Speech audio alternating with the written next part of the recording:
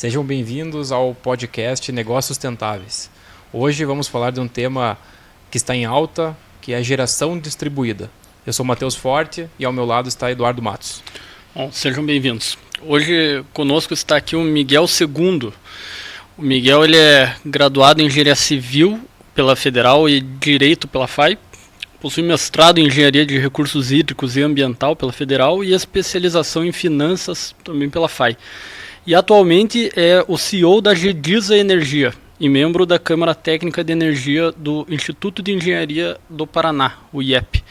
Então, Miguel, muito obrigado aí pela tua presença.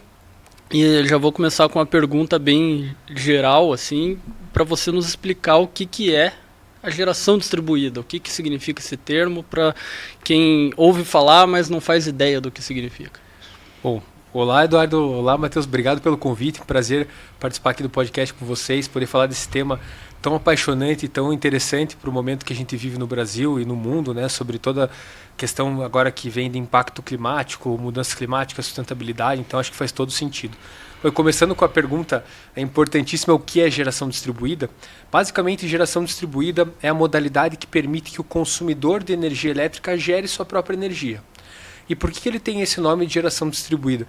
Porque no Brasil a gente sempre teve o costume de ter a geração de energia centralizada, ou seja, você tinha grandes usinas que ficavam longe dos centros de consumo das cidades, onde realmente o pessoal consumia energia.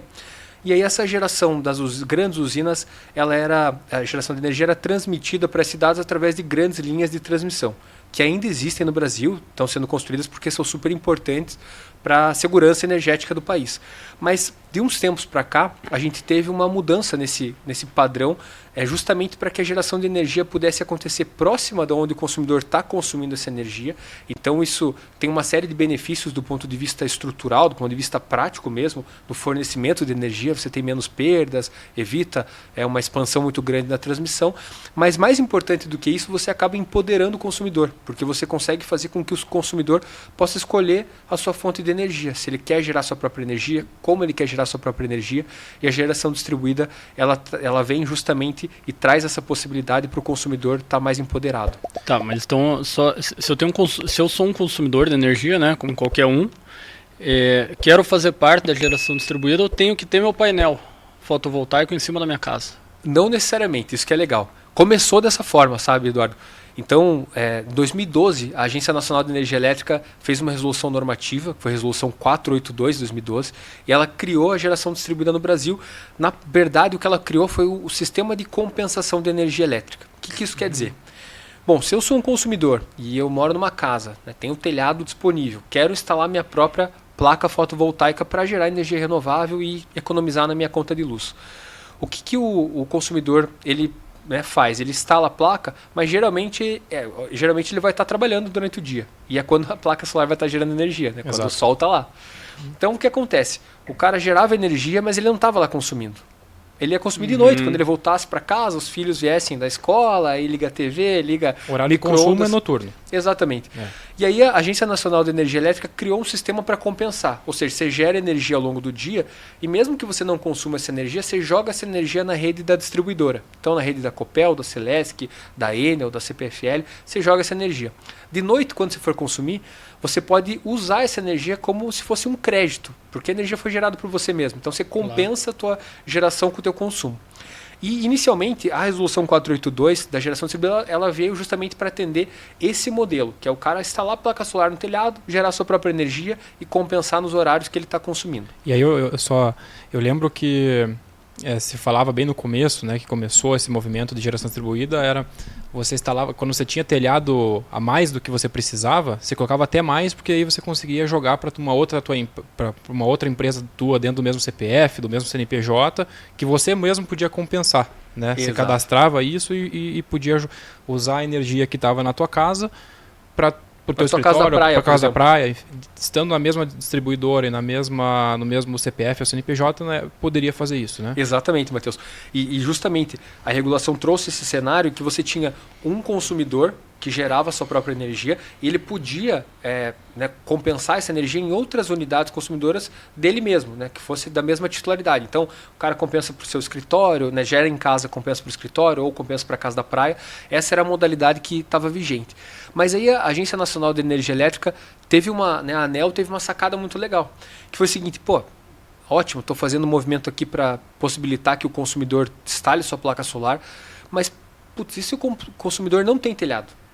Ou se o consumidor não tem condição de fazer investimento? Será que ele não pode ter sua própria geração de energia? Será que não tem algum jeito dele se beneficiar disso? E aí, em 2015, veio uma atualização dessa resolução normativa 482. Foi uma resolução lá, número 687. O que essa resolução trouxe?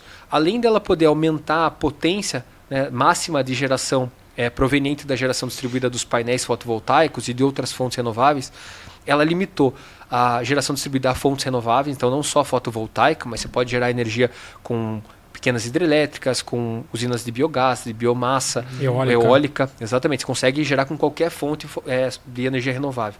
Mas ela criou uma modalidade dentro da geração distribuída que é a geração compartilhada, que é uma modalidade bem bacana, que é justamente respondendo a tua pergunta, Eduardo. Se eu não tenho telhado, como é que eu posso me beneficiar? O que a ANEEL falou? Junta vários consumidores que têm interesse em ser beneficiário desse modelo da geração distribuída e faz com que eles estejam reunidos num consórcio, numa cooperativa ou num condomínio. Sim. E aí esse veículo, essa cooperativa, esse consórcio, condomínio, eles podem ter sua própria geração, né? E aí você tem uma usina vinculada a essa estrutura e dentro dessa estrutura um monte de beneficiários. Então você consegue fazer com que o cara lá ele seja beneficiário de uma grande usina, uma fazenda solar, por exemplo, sem ter necessidade de instalar placa solar no telhado. Ele adere a essa cooperativa ou a esse consórcio e aí, como ele faz parte dessa estrutura, ele vira um beneficiário dessa energia. Então você resolve esse problema e dá esse benefício para o cara que não tem o telhado ou não tem interesse em fazer investimento, né? Então o fluxo é assim: tenho geração renovável em algum local, dentro do domínio da concessionária, né, que atende ali a tua região. Vocês aí entra a GEDISA, né? Vocês montam uma cooperativa que entram vários consumidores, sejam pessoas que não têm telhado ou pessoas que realmente não querem fazer um investimento. Esses cooperados ficam nessa cooperativa recebendo a energia dessa central geradora, rateia essa energia e distribui individualmente para cada um. De forma leiga, é isso aí. Perfeito, Matheus. Uma coisa importante até para destacar desse modelo que você explicou tá perfeito. O que acontece? O vínculo que a gente tem com a usina não é uma compra e venda de energia. Isso é uma coisa até legal de comentar. É um aluguel. Então, assim, é como se aquela cooperativa estivesse alugando a usina. E aí, por alugar a usina, ela tem a posse daquela usina. Então, é como se ela tivesse um telhado. Cada consumidor tivesse uma placa no seu telhado, mas na prática eles estão alugando um pedacinho de uma usina maior. E aí, eles fazem esse rateio, né, do custo do aluguel, que no final do dia é proporcional sempre, né, ao benefício que cada cooperado tem, né? Então, ele acaba tendo essa possibilidade. E aí, nesse caso, a GEDISA, por exemplo, é uma empresa que faz a administração disso, faz a gestão dessa energia, a gestão dessa compensação de crédito. Uma outra coisa legal de comentar é que daí depois de 2015 a gente teve uma evolução grande, assim, um salto gigantesco da geração distribuída que pegou todo mundo de surpresa. A própria ANEEL, que criou a modalidade, ficou surpresa com o crescimento exponencial que vinha acontecendo. O que é muito bom, porque hoje, se você pegar a geração distribuída, mais de 90% dela é feita com energia solar, que era uma fonte que até então ela quase que não era muito utilizada no Brasil. Tinha muito pouco de energia solar antes da GD. E foi um instrumento para fomentar isso também, né? Exatamente. Foi o que possibilitou você dar aquele boom da energia solar e o Brasil ser hoje um país realmente relevante na geração solar do mundo. É o terceiro maior mercado global. Brasil. Perfeito, terceiro maior. Só perde para a China e Estados Unidos. Então, sensacional. E é justo pelo nosso potencial, né? A gente tem um país com uma insolação maravilhosa, um território gigantesco, tanta área para poder explorar. Por que não, né, utilizar energia solar? A gente sempre teve uma matriz muito hidrelétrica, que também é uma fonte maravilhosa, mas ter também a solar para compor é muito importante. E depois desse boom que teve da GD, começou uma discussão muito grande para atualizar novamente as regras da GD. Vamos rever essa regra. Será que a regra não está muito benéfica para o consumidor que está gerando sua própria energia? Será que a distribuidora está perdendo mercado, está perdendo receita com isso? Vamos estudar um pouquinho melhor. E aí, em 2018, a ANEEL começou um estudo sobre a atualização disso. Só que a coisa engrenou tanto e assim, a coisa virou tão grande. É um volume muito alto. Muito alto. É. E aí alguém criou um slogan que foi o não taxar o sol. Não sei se vocês vão lembrar disso, mas... Sem dúvida. Assim, obviamente Saiu que... no Jornal Nacional. Estão taxando o sol. Estão taxando o sol. Obviamente que nunca se falou em taxar o sol, né? Mas usaram esse slogan e assim...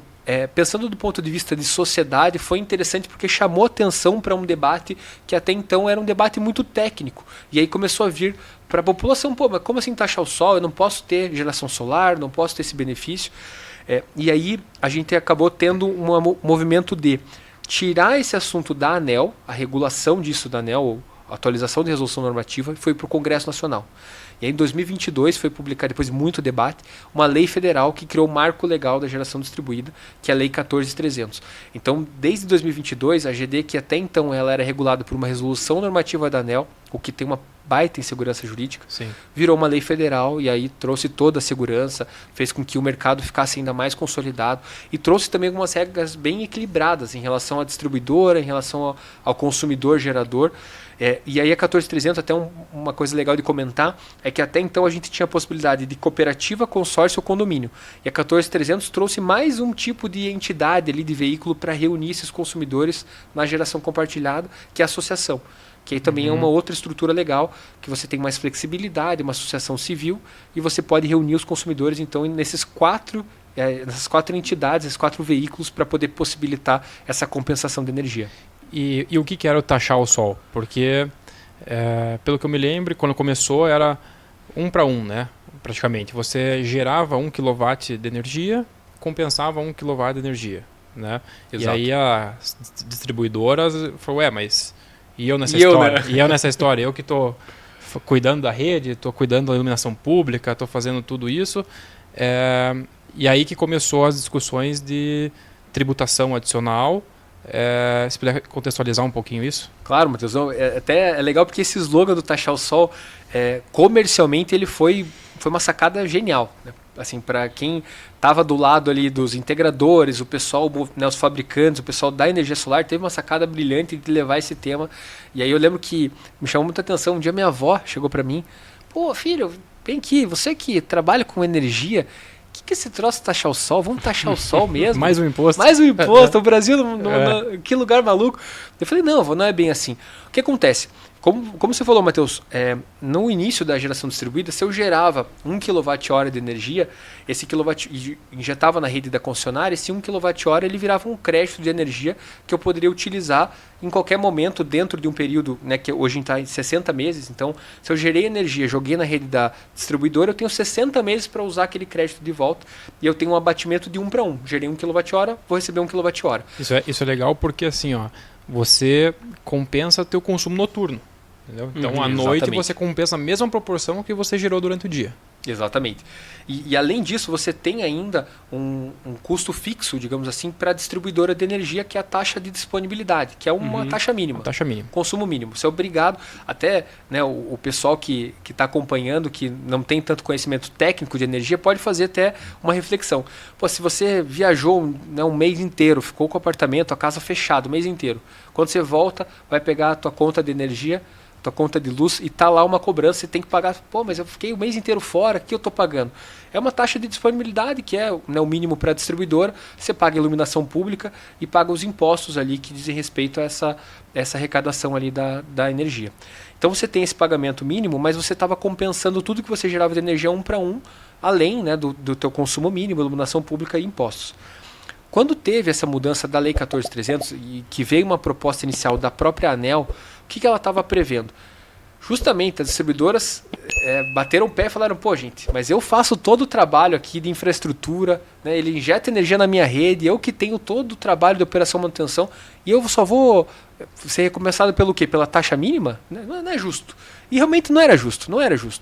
A Lei 14.300 trouxe um equilíbrio que ela fez um período de transição em que os novos entrantes na geração distribuída, e legal disso tudo é que ela respeitou o direito adquirido. Então respeitou quem já estava na geração distribuída, quem já tinha projeto homologado, esses caras não foram afetados. Mas para os novos entrantes ela colocou uma regra de transição. O que é novos entrantes? que é o pessoal que pediu para conectar uma usina depois que a lei, na verdade 12 meses depois que a lei foi publicada. Então, ela foi publicada 7 de janeiro de 2022. Quem pediu para conectar uma nova usina, seja no telhado de casa, ou seja, né, uma central geradora. Uma central geradora, você depois de 7 de janeiro de 2023, você passava a entrar num período de transição.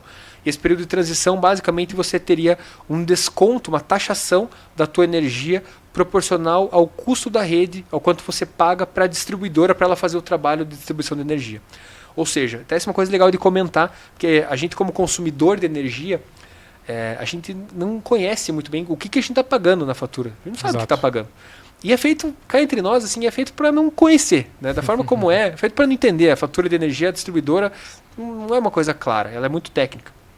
Quando você tem a tarifa de energia, mais ou menos essa tarifa de energia aí, a gente tem uns 25%, 30% que são destinados à distribuidora de energia, né? Que eles chamam lá o fio B. Então, em média, vamos colocar uns 25, 30, tem uma variação, distribuidoras que têm menos fio B, mais, mas de tudo que você está pagando na tarifa de energia, esses 25% são destinados à distribuidora de energia. Remuneração dela. Remuneração dela, por ela fazer investimento, por ela ter operação, por ela ter manter o sistema atendimento. Funcionando. Exatamente, para ela ter toda essa responsabilidade. A gente acompanhou agora, recentemente, um monte de evento climático extremo. Pô, a distribuidora tem um baita do investimento para ir lá fazer. Então, esse fio B é justamente para isso. E aí a regra nova, a regra da transição da GD é justamente você começar a pagar nessa energia que você está transacionando, que você está compensando na rede de energia elétrica, você pagar a parte da distribuidora.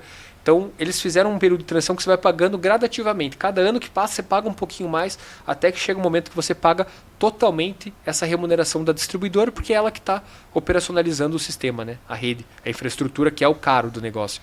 Então, é bem justo o que foi feito. Eles colocaram uma regra legal e isso fez até acontecer, o pessoal está chamando de corrida do ouro. Então, muita gente colocou projeto para rodar nesse período, antes do período de transição. Exato. E agora a gente realmente está vendo muita usina, bastante empreendimento saindo justamente para poder ficar enquadrado nas regras antigas. Regra né? antiga, né? Miguel, assim, então ver se eu entendi direito, né? A GDIS, ela faz justamente essas cooperativas, né? Tem uma série de usinas, cada usina se torna uma cooperativa. Não, na verdade, assim, a cooperativa ela é uma entidade à parte, né? Ela tem a sua própria governança, tem sua própria estrutura. A GDIS, lá atrás, no começo da nossa jornada, em 2018, a GDIS está no mercado desde 2018, foi uma das pioneiras aqui no sul do Brasil nessa modalidade de geração compartilhada. O que a gente fez foi justamente ajudar a constituir a cooperativa, né? Reunir consumidores que tinham interesse. Até o Matheus, na época, foi um dos nossos cooperados fundadores, né? Justamente para a gente poder reunir quem tinha interesse. E a partir do momento que você tem a cooperativa constituída, ela tem uma vida própria, ela tem a própria governança. A GDIS ela é uma prestadora de serviços da cooperativa e desses clientes que estão lá dentro, que são cooperados na prática, né? Então você não precisa ter uma por usina, você pode ter uma grande cooperativa e essa cooperativa ter lá milhares de consumidores cooperados e da mesma forma ela tem um aluguel com centenas de usinas. Entendi. Então você consegue centralizar e fazer isso uma estrutura bem legal. Aí que me surgiu uma dúvida, né? Porque a gente tem na usina lá, você tem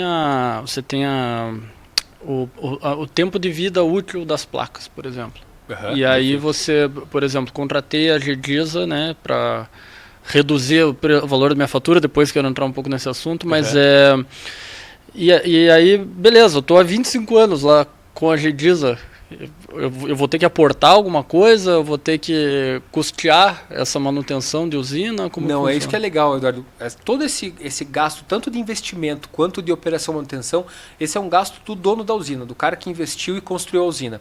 Você como consumidor, beneficiário... O proprietário lá, então os inquilinos estão com o imóvel alugado ali, que precisa de uma manutenção. Exatamente. Entendi. Até é interessante que a geração compartilhada, o pessoal deu um nome comercial para ela recentemente de energia por assinatura. Isso. E gerou uma polêmica gigantesca. Pô, até o TCU entrou na jogada, dizendo que isso estava levando a um cenário de compra e venda de energia, por ser energia por assinatura. Mas assim, eu sempre fui muito... eu particularmente sempre fui muito... reticente quanto a usar esse nome. Pô, energia por assinatura, será que explica, será que não explica? Não é bem isso, né? Não é bem isso, mas comercialmente pegou, e para o consumidor que não tem o conhecimento técnico, não entende tanto da modalidade, faz sentido. Porque você pensar, por exemplo, um carro por assinatura, né? Eu falo isso porque lá em casa a gente tem carro por assinatura, a gente não tem carro próprio, faz um contrato. Na prática é um contrato de aluguel, estou alugando aquele carro por assinatura. Mas o que esse modelo ele diz?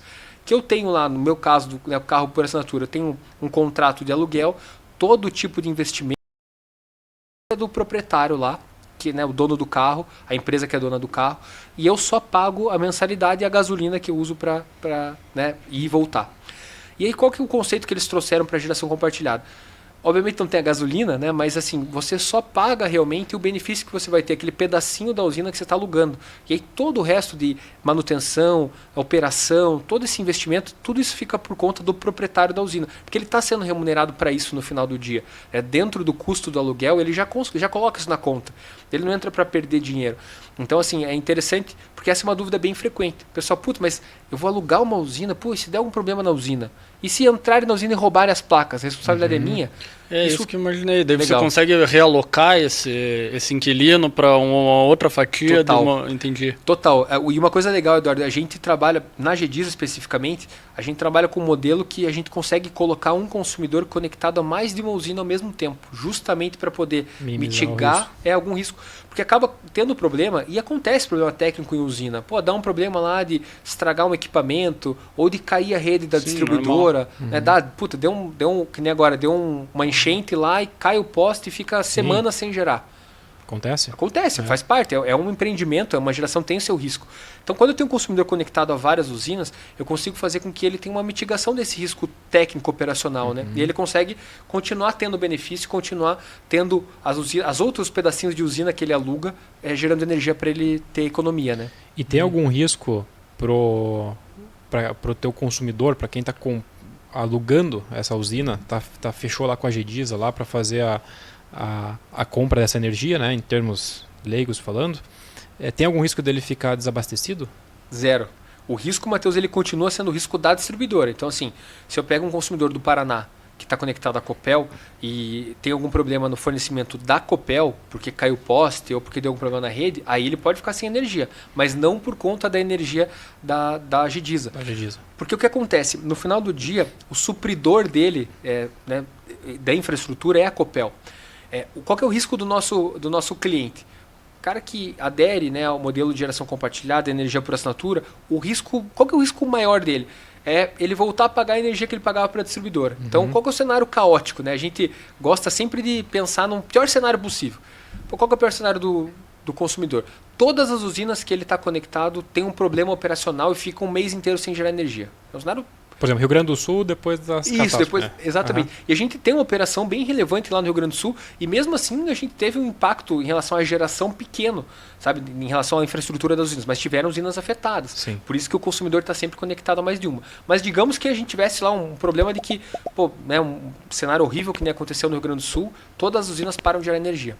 O que vai acontecer com aquele cliente? Ele vai receber energia da distribuidora dele, com o valor que ele pagava lá. Então, o pior cenário dele é ele voltar a pagar, naquele mês específico caótico, que nada gerou, o valor que ele pagava já para a distribuidora. Tipo, automaticamente, ele já está recebendo aquela conta mensal, né? Tipo, no caso da Copel, ou uma Celesc, uma outra concessionária.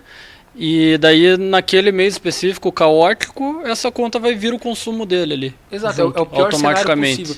Porque quem mede isso é a própria distribuidora. Legal. Então, o que acontece? Sim. A distribuidora olha e fala, o cara consome 1.000 kWh, ou, né, uma fatura lá de R$1.000. E ele sempre tem uma geração lá de 900 kWh, porque 100 kWh é o mínimo da distribuidora. Então, eu só posso gerar 900 a mais. Então, ele gera 900 e consome 1.000. Mas nesse mês ele gerou 0 e consome 1.000. O que a distribuidora faz? Ela fornece os 1.000 automaticamente, o consumidor não precisa falar nada, a GDIS não precisa falar nada. Ela fornece os 1.000 e cobra os 1.000 no valor dela, sem nenhum tipo de desconto. Então esse é o pior cenário. E sabe que esse pior cenário é engraçado porque traz para nós o maior desafio da geração distribuída hoje, que é você conseguir explicar para o teu consumidor que não tem risco, não tem investimento, ele vai ter desconto, vai ter energia renovável e não é golpe. Exato, não é golpe. Não é golpe. O que a gente mais escuta, o cara mais pergunta, é pirâmide, isso é golpe. Sim, porque ele não acredita, né? Porque ele fala assim, eu vou ter desconto sem fazer investimento e ter energia limpa. Exatamente. Tem alguma coisa errada Onde tá a nessa história pegadinha, aí. né? Onde que eu saio Cadê perdendo? a cláusula? Exato. Cadê as entrelinhas aqui? Exato. E a gente tem que explicar. Eu explico, como assim, quem sai perdendo? Sempre tem alguém que vai sair perdendo? Sim. Quem que sai perdendo nesse cenário? No final do dia é a própria distribuidora que fornecia aquela energia, que vendia aquela energia. E aí, obviamente, ela não tá deixando de vender aquela energia para o cliente, porque ele está gerando sua própria energia via geração distribuída, geração compartilhada. E aí os encargos que seriam recolhidos naquela tarifa da distribuidora são novamente colocados na conta para distribuir na conta de encargos. Eu nem vejo como um prejuízo, porque também a geração distribuída, como ela acelerou muitos investidores de pequeno porte a fazer negócios de geração, né? Sim. Você aliviou a demanda da distribuidora em fazer novas usinas de grande porte, novos projetos. Então, a distribuidora fica na distribuição. Claro que várias delas têm geração separada, mas, enfim, de uma maneira geral, você aliviou a pressão dela de estar contratando uma energia num leilão para entregar para o consumidor, porque aquela demanda já está vindo já do privado. Da própria iniciativa privada, exato. E acho que falando nessa eu sou cliente GEDISA na geração e em casa. E nunca tive problema com... Pô, que bom isso! Que bom. Até por isso você está aqui hoje. Mas legal. Miguel, mas daí assim, então o cara que ele se torna cliente GEDISA, assim, ou cliente da geração distribuída, né, de forma geral, ele não precisa mais se preocupar com aquela história assim, né? Não choveu, bandeira vermelha, dobro do custo de energia, é isso? Exato, Eduardo. Esse é um ponto bem importante que você levantou. Porque além de todos os benefícios, né, que a geração distribuída traz, de ter geração renovável, energia renovável, mais barata, você também consegue ficar como consumidor blindado da bandeira tarifária. Por que isso?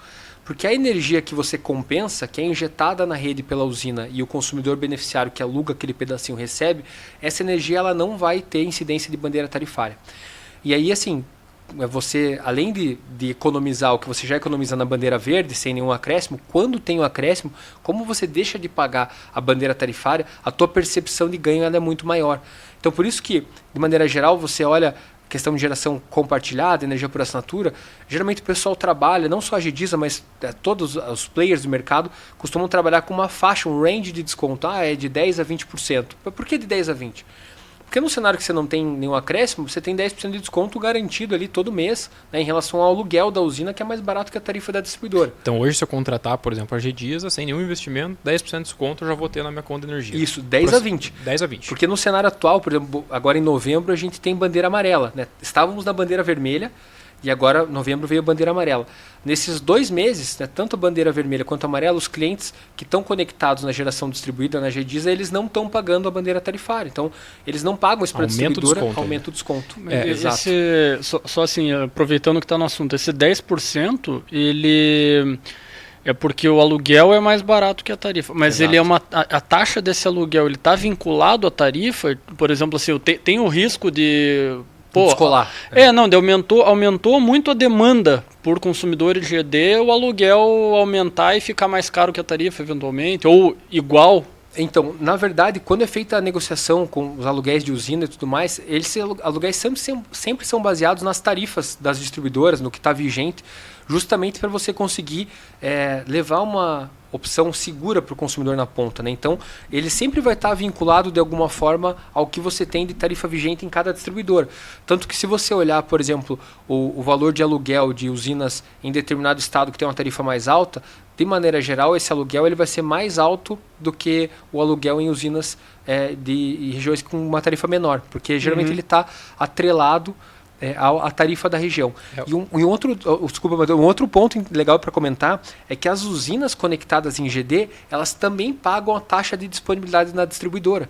Então a usina que está conectada, ela também paga para a distribuidora para usar a rede. Além da taxa do fio, taxa ao sol lá, além disso tem uma taxa fixa, a distribuidora paga fixo todo mês pela proporcional à potência instalada. E aí o que acontece? Quando você tem distribuidora que tem uma tarifa mais alta, a tarifa do consumidor, ela proporcionalmente acaba tendo uma tarifa de disponibilidade, a taxa de disponibilidade pro gerador mais alta. Isso faz com que o custo da usina para se conectar naquela distribuidora seja mais alto. Então o aluguel tem que ser mais alto para compensar.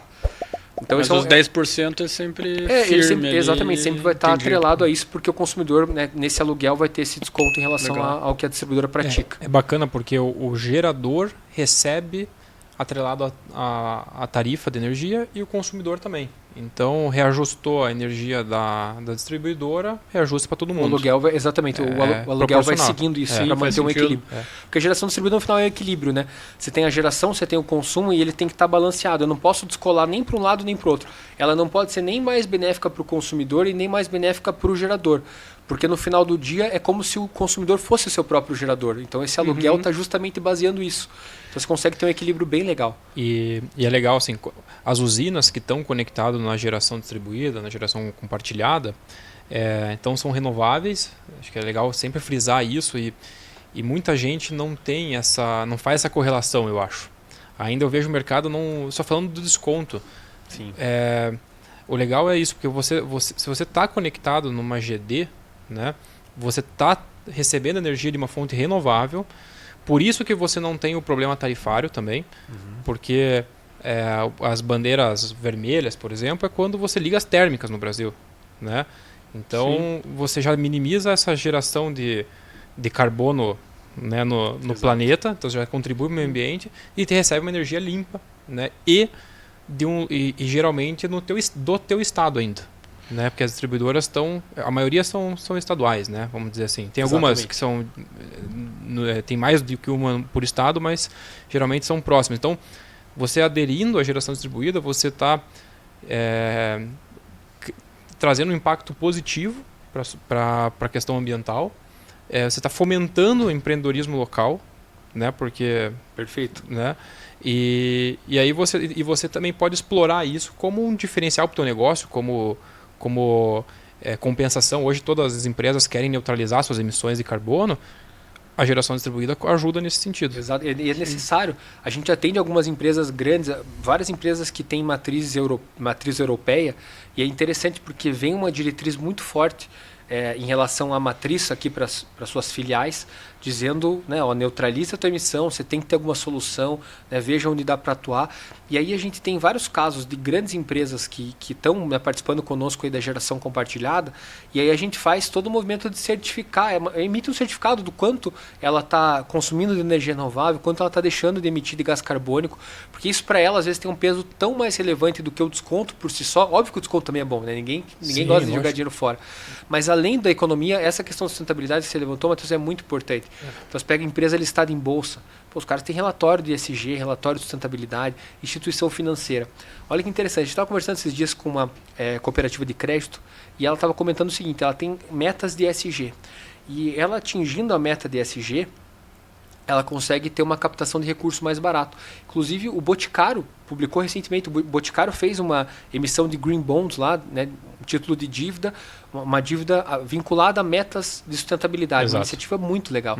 Conseguiram ter uma taxa bem atrativa, com uma meta bem ousada, mas bem factível para um nível de estrutura, né, com uma empresa que tem um viés de sustentabilidade forte, como é o caso do Boticário. E aí ele consegue ter uma captação mais barata de recurso por estar atingindo essas metas de ESG, de sustentabilidade. E isso vale tanto para o cliente final, para o tomador do crédito, quanto no caso da instituição financeira, no caso da cooperativa de crédito, dele tomar esse dinheiro no mercado mais barato para poder levar para os seus, né, uma cooperativa de crédito, para os seus cooperados ali da instituição, com um valor mais acessível, uma taxa mais acessível, porque ele atingiu metas de ESG. Então, no final das contas, você consegue tirar o discurso, né, sair do discurso e colocar na prática o que é sustentabilidade, o que é você ter iniciativas que sejam ambientalmente corretas, que realmente contribuam.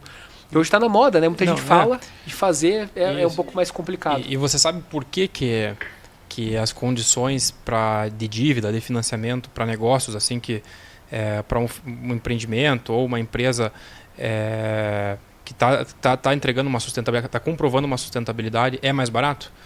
Justamente porque hoje a questão de ESG é risco. Então, automaticamente, se você comprova e cumpre metas ESG, para você tomar recurso, o banco, quem for, ele entende, opa, aqui tem menos risco, então eu consigo entregar uma condição melhor, né? E aí você Faz todo sentido. Faz todo sentido, mas é exatamente isso. Né? Então, uma empresa que gerencia ambiental, social e governança, né? E demonstra isso publicamente, geralmente, ela tem uma estrutura tem uma maturidade muito grande, muito né? maior. E aí, essa questão principalmente da neutralização de carbono que vocês contribuem, hoje quase que toda empresa, é difícil, assim, uma empresa que não tenha feito seus inventários de emissões de gás de efeito estufa. O inventário de emissões é basicamente você quantificar quanto a tua empresa emite de carbono para gerar aquele teu produto, para prestar aquele teu serviço. Então, eu entendo que a geração distribuída pode contribuir muito para o escopo 2, que é a energia elétrica, que é geralmente as principais fontes de emissão de qualquer empresa.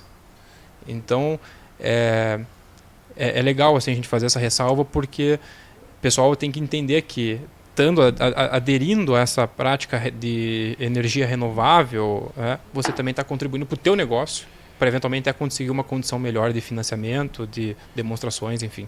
Perfeito. Eu acho que não é nem tão exposto assim, né, que geração distribuída é energia limpa, né? E na verdade é daí que vem os outros 10%, né? Dos 10 a 20% é pelas oscilações de bandeira amarela, bandeira... Entende? Exato. Mas o ponto que o Matheus colocou também é bem interessante, porque além de você ter o benefício econômico na teu custo, né, da tua conta de luz, você ter a energia renovável, você acaba tendo outros benefícios econômicos, muitas vezes para você tomar um crédito, para você poder ter algum tipo de um relatório de sustentabilidade.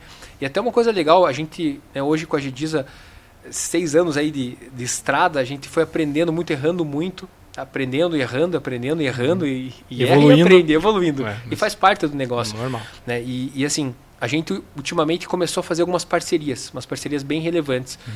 Porque, olha que legal, algumas empresas, além delas terem a visão de, putz, eu preciso ter energia renovável, eu preciso ter essa equalização, né, da minha emissão e tudo mais nas minhas unidades consumidoras, tem muitas empresas que estão olhando e falando, eu posso levar isso para o meu ecossistema, eu posso levar isso para o meu cliente, posso levar para o meu fornecedor. Entregar a solução para ele também. Exatamente.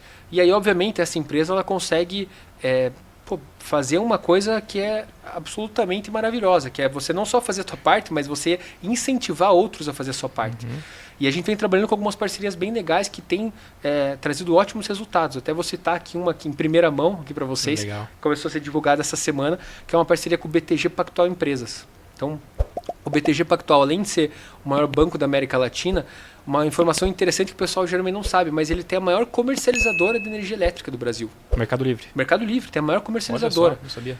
Então eles têm uma atuação muito forte. E aí a gente fez uma parceria agora justamente para poder colocar o produto de geração compartilhada, colocar essa possibilidade para que os clientes do banco, do BTG Empresas nesse primeiro momento, os clientes, pequenas e médias empresas, possam aderir a esse formato de geração compartilhada, ter acesso à energia renovável, ter economia na conta de luz e receber um selo, receber um certificado do próprio BTG mostrando, né, e colocando esse alcance que ele está tendo ali de evitar emissão e tudo mais. Então, assim, são coisas bem interessantes que a gente consegue trazer de soluções práticas, né, de ESG.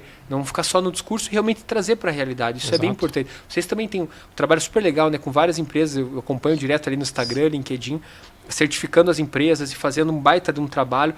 E eu acho muito, muito legal você acompanhar isso, porque você vê realmente a empresa que não está só... Né? Que não está fazendo só aquilo de vitrine, né, para marketing. O cara realmente está botando para rodar e está vendo o quanto isso pode realmente trazer de benefício não só para a empresa, mas para o seu ecossistema e para o planeta como um todo, né? Fazendo a sua parte e levando isso adiante. Quando o empresário ele percebe que a sustentabilidade reverte para ele em benefícios, ele é um ganha-ganha. Na sustentabilidade eu sempre falo, não tem concorrência, é um ganha-ganha. Ganha o meio ambiente e ganha você também, se você fizer bem feito. É verdade. Porque vai te abrir portas, vai te deixar mais eficiente, vai te deixar mais competitivo no mercado. E principalmente hoje o mercado, Miguel, ele está fechando portas para quem não está se adequando nessas demandas, né? E não está comprovando isso. O discurso, ele já, assim, acho que nos últimos anos o discurso ainda convencia. Agora todo mundo está exigindo a prática, está verificando, quer verificar a tua prática, né? Então, essas ações, por exemplo, do BTG é muito bacana, porque daí comprova, por exemplo, que o banco nem é o negócio deles especificamente, mas Exato. faz parte do movimento, da estratégia de sustentabilidade deles, ajudar os clientes dele nessa jornada. Né? Não, inclusive assim, ó, eu acho que cada vez mais isso está chegando lá no CPF, lá na pessoa física, essa percepção, né, de, pô, quero fazer minha parte, né, quero ajudar também. Então a gente acompanhou uma pesquisa de mercado, né, na época era um projeto, um bairro planejado, está em fase ainda de projeto, lá no Mato Grosso do Sul, que não é uma praça de desenvolvimento imobiliário tão denso assim, né, quanto sei lá, Balneário Camboriú, assim, por exemplo, né, mas nessa pesquisa de mercado, o cliente final lá, o potencial cliente final, foi perguntado assim, quanto você pagaria a mais? Você pagaria a mais, né, para morar num empreendimento sustentável? E assim, e as pesquisas têm uns 3 ou 4 anos, tá? E os resultados eram assim, mais de 70% preferiam morar.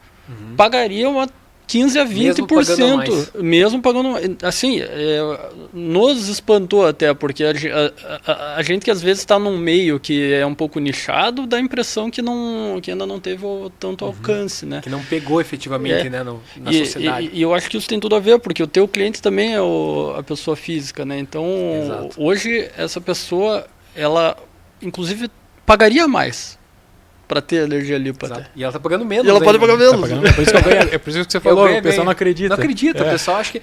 E olha que loucura, né, esse mercado. Porque, pô, a gente já vem falando aí que a geração distribuída tem 12 anos, né, desde que começou 2012. Em 2015 veio a atualização da norma, e aí criou a geração compartilhada. 2022 veio uma lei federal. E hoje a gente tem menos de 5% da população sendo beneficiária de geração distribuída como um todo. Nada. E assim, dentro desses 5%, a gente está falando do cara que tem a placa solar no seu telhado, do cara que é beneficiário da geração compartilhada, do cara que de alguma forma é beneficiário de geração distribuída como um todo. É menos 5%.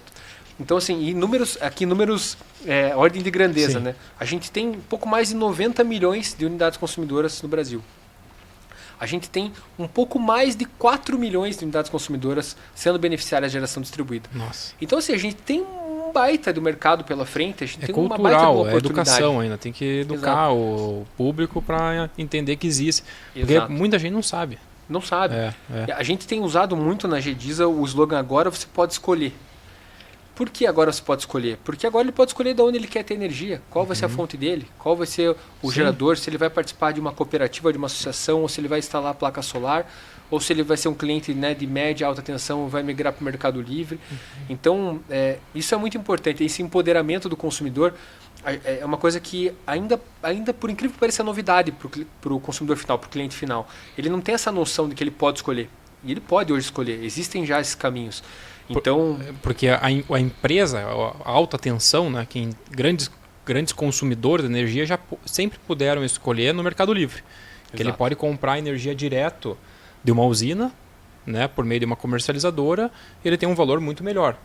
O consumidor, baixa tensão, nunca teve essa escolha. Tem que pagar o preço que for. Né?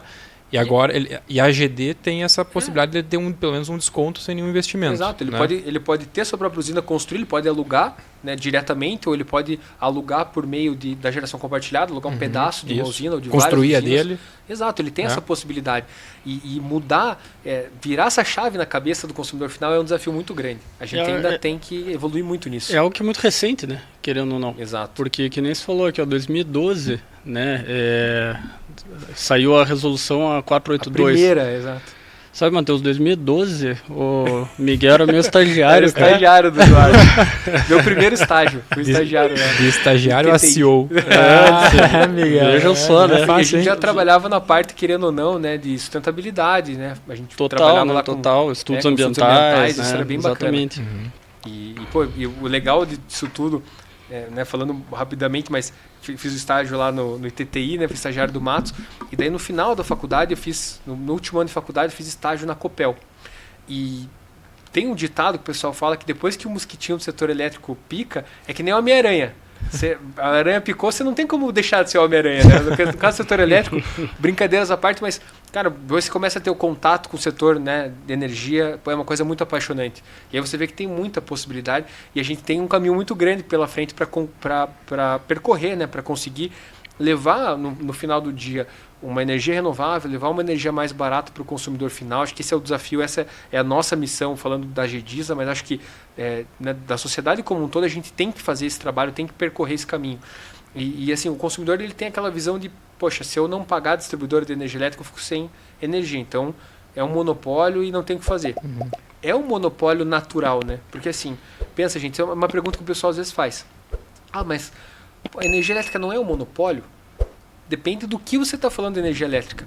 A distribuidora de energia ela acaba sendo um monopólio, porque no final do dia, pensa se você tivesse 5, 6 postes diferentes no mesmo lugar de 6 distribuidoras diferentes. Você escolher uma, não faz sentido. Não faz. Né? Então a distribuição de energia ela é um monopólio. Você realmente vai ter que pagar a distribuidora para você ter a energia, para você não ter o corte. Uhum. Mas a energia que está vindo pela distribuidora não precisa ser necessariamente dela. Pode ser de uma outra fonte, pode ser de um outro negócio. Sem dúvida. E acho que falando do gerador, né, que é isso, acho que é legal a gente falar também porque a geração distribuída, ela trouxe, ela abriu um mercado que estava esquecido no Brasil, que era de projetos de geração de pequeno porte, projetos aí até 5 mega.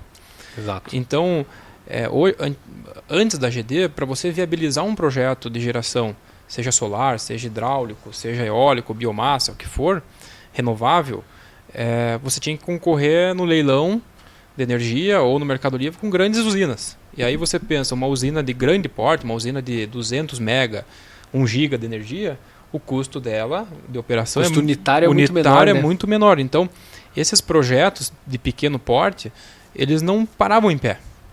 E a GD veio para colocar esses projetos renováveis com viabilidade. Então, assim, eu falo com conhecimento de causa, se não fosse a geração distribuída, esses projetos de energia, principalmente que você contrata fornecedores locais, né, mão de obras regionais, de cidadezinhas pequenas, então às vezes no interiorzinho, lá naquela cidade que não tem estrutura nenhuma, e daí você faz um empreendimento de geração de energia, você movimenta aquela economia local, né?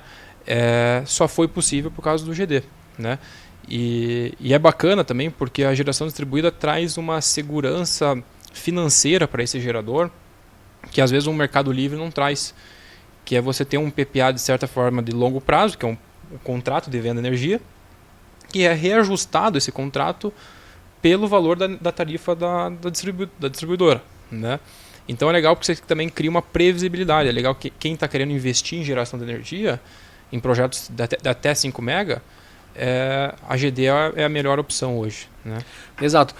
Porque a lógica que a gente tinha, né, era antigamente você tinha os leilões que você concorria, eram contratos de longo prazo que o gerador vendia direto para as distribuidoras, né? Então fazia um pedacinho do contrato era com a Copel, CEMIG, CPFL, né, todas as distribuidoras no leilão.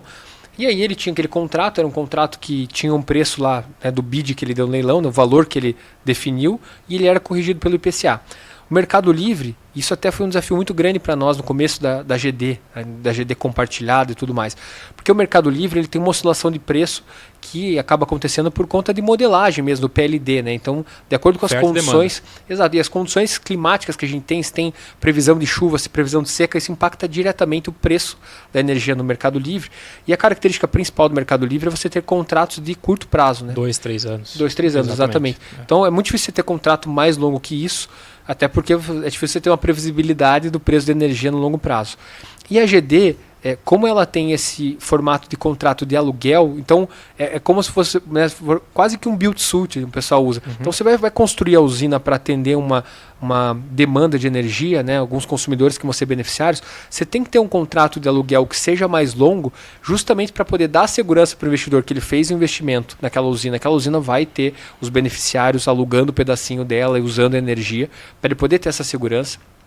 E por outro lado, como você tinha perguntado, mas na ponta do consumidor, ele precisa ter a segurança de que ele vai ter aquela usina alugada por um bom tempo para ele poder ter a economia que ele está prevendo. Então, eu concordo totalmente, Matheus. Ele trouxe realmente a GD, né, ela trouxe essa oportunidade de mercado. E falando um pouquinho que você comentou dessa questão de movimentar a economia local, há alguns anos, até não lembro de cabeça quando, mas ali por volta de 2016, 2017, a ANEEL publicou um estudo bem legal, que era um estudo referente a PCHs, pequenas centrais hidrelétricas, que não se enquadram na GD, mas na GD se enquadram as CGHs, que são centrais geradoras hidrelétricas, que são menores que a PCH, e elas têm uma característica ainda mais regional, ainda, né, mais interessante. Mas o estudo que a ANEEL fez foi justamente o quanto o desenvolvimento de uma PCH em determinadas regiões de baixo IDH, né, de índice de desenvolvimento humano, então regiões pobres que tinham bastante dificuldade econômica e financeira, o quanto a PCH gerava de economia, o quanto ela conseguia aumentar o índice de desenvolvimento humano dessas cidades. Olha que interessante. E quando você traz, até não foi feito estudo nesse caso, até fica a dica se alguém aí que estiver nos ouvindo tiver interesse em fazer algum estudo de mestrado, doutorado, acho que é um tema bem relevante. De você estudar o impacto da geração distribuída, desses projetos de mini geração, que são projetos maiores, então fazendas solares, CGH, centrais geradoras hidrelétricas, o impacto que isso tem no índice de desenvolvimento humano dos municípios. Eu fiz um levantamento uma vez, até para a Abra PCH, tá? Acho que foi em 2019, que a gente fez a quantidade de empregos que uma usina dessa gerou, era até numa cidade do interior do Paraná chamada Mangueirinha, e era uma PCH de 9 megawatts, pequena, né? Uma obra muito parecida com uma CGH, que estaria no GD. E a gente movimentou 550 colaboradores na obra, né? Diretos que foram lá para a usina, fora os indiretos que estavam trabalhando nas indústrias e tal. E nas indústrias, todas elas foram contratadas num raio de 300 km da usina.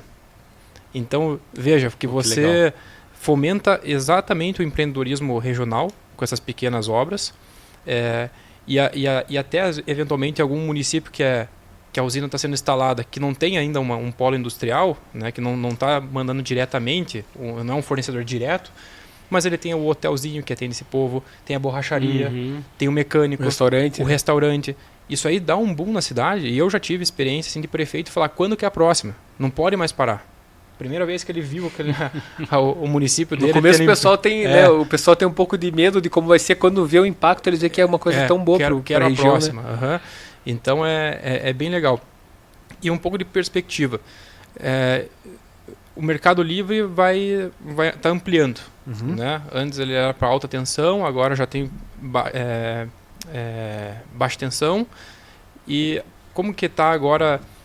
Tem previsão que 2028 vai abrir para até consumidores aí CPF. Como que você vê essa relação de GD versus Mercado Livre? Legal, Matheus. Essa é uma ótima pergunta também, uma pergunta que o pessoal costuma fazer bastante, tanto o consumidor quanto o gerador. E até para contextualizar para o pessoal, foi feita uma portaria do Ministério de Minas e Energia em que foi aberto, né, o Mercado Livre para consumidores do Grupo A, de média tensão, independente da quantidade de demanda contratada, agora em janeiro de 2024.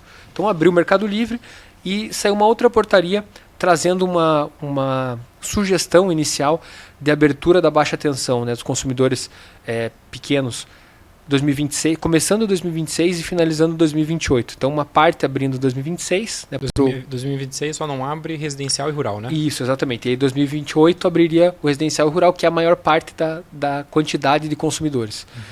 Então, foi feita essa portaria do Ministério de Minas e Energia. Isso foi 2022, se eu não me engano. 21, 22 a portaria. E aí está sendo debatido ainda, porque hoje no Mercado Livre, né, com essa abertura para Grupo A, a gente está falando em quantidade de unidades consumidoras na faixa aí de 150 mil unidades consumidoras. E vocês lembram que a gente estava falando da GD, né? Nós estamos falando de 90 milhões, então a ordem de grandeza é bem diferente.